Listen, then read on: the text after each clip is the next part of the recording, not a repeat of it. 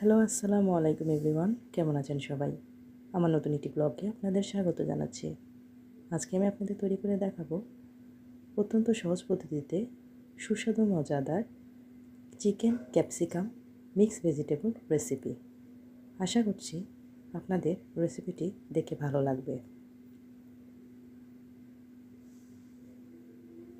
মজাদার এই রেসিপিটি তৈরি করতে আমি অল্প কিছু উপকরণ দিয়ে ঘরোয়া কিছু সহজ উপকরণে তৈরি করে দেখাবো আজকের রেসিপি। তো চলুন শুরু করা যাক আজকের রেসিপি। আমি কিভাবে তৈরি করলাম পুরো প্রসেসটা আপনাদেরকে দেখিয়ে দিচ্ছি।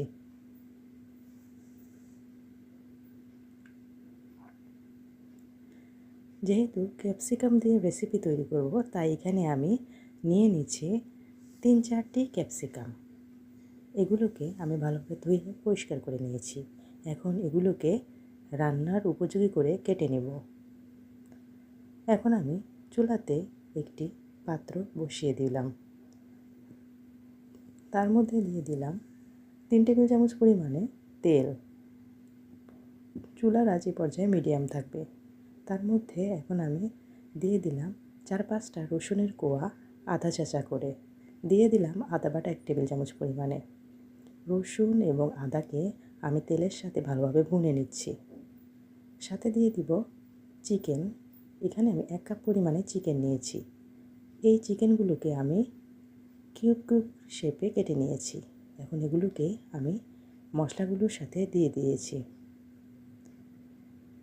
আদা রসুন বাটার সাথে এখন আমি এই চিকেনটাকে ভালোভাবে নেড়েচেড়ে ভুনে নিচ্ছি।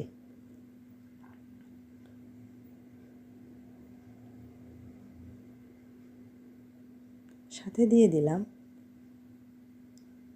জিরার গুঁড়া 1/2 টেবিল চামচ পরিমাণে, ধনিয়ার গুঁড়া 1/2 টেবিল চামচ পরিমাণে, দিয়ে দিলাম হলুদের গুঁড়া 1/2 টেবিল চামচ পরিমাণে, মরিচের গুঁড়া এখানে আমি দিয়েছি 1/2 টেবিল চামচ পরিমাণে, লবণ দিয়ে দিলাম 1 টেবিল চামচ পরিমাণে। সবগুলো মশলাকে আমি চিকেনের সাথে ভালোভাবে ভুনে নিচ্ছি। ভালোভাবে নেড়েচেড়ে ভুনে নেব।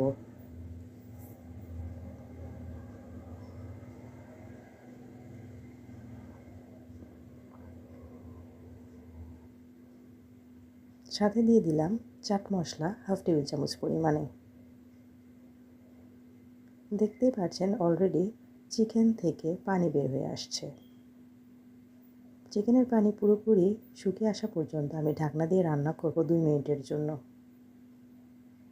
2 মিনিট পর ঢাকনা খুলে চিকেনগুলোকে একটু নেড়েচেড়ে নিই।